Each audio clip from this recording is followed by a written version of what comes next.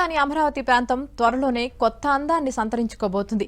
Jungle clearance తో రూపురేఖలు మారుతున్నాయి. కంప తొలగింపు పనులు దాదాపు 40% వరకు పూర్తయ్యాయి. గత 5 ఏళ్లలో దట్టంగా పెరిగిన ముళ్ల కంపలతో నిండిపోయి ఉన్న అమరావతి ప్రాంతం త్వరలోనే పూర్వకళ సంతరించుకోబోతుంది.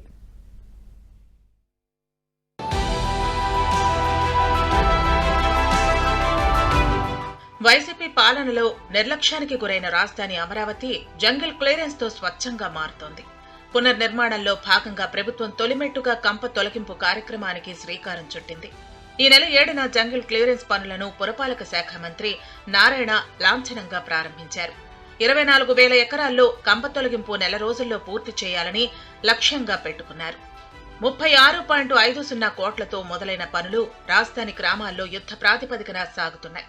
ఇది పూర్తయిన తర్వాత మౌలిక వస్తుల కల్పనపై సిఆర్డీఏ దృష్టి సారించనుంది. ఇప్పటి వరకు దాదాపు 10,000 ఎకరాల్లో జంగిల్ క్లియరెన్స్ పనులు పూర్తయ్యాయి.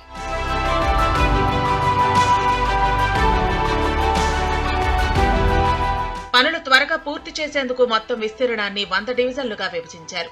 250 ఎకరాలను ఒక డివిజన్ గా విభజించారు. గుత్తేదారుకు చెందిన పొక్లైన్లతో పాటు ప్రభుత్వం రైతులను కూడా ఇందులో భాగస్వాములను చేసింది. కంప తొలగింపులో పనులు చేసేందుకు ఆసక్తి ఉండి యంత్రాలు ఉన్న వారికి సిఆర్డీఏ అధికారులు అవకాశం కల్పించారు. దీంతో పనులు ముమ్మరంగా సాగుతున్నాయి.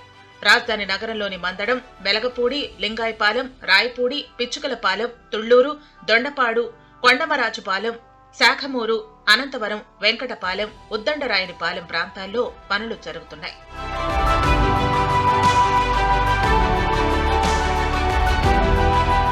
జంగిల్ క్లియరెన్స్ తో భవనాలన్నీ స్పష్టంగా కనిపిస్తున్నాయి. నిర్మాణంలో ఉన్న వీటికి వెళ్లాలంటే ఇప్పటి వరకు దట్టంగా పెరిగిన ముళ్ల కంపలతో నిండిపోయి కష్టంగా ఉండేది. రైతులకు రిటర్నబుల్ ఫ్లాట్లలోనూ ఇదే పరిస్థితి. ఎవరి ఫ్లాట్ హద్దు ఎక్కడో తెలియని పరిస్థితి నెలకొంది. అసలు లేఅవుట్లలోకి వెళ్లేందుకు కూడా ఎవరూ సాహసించలేని పరిస్థితి ఉండేది.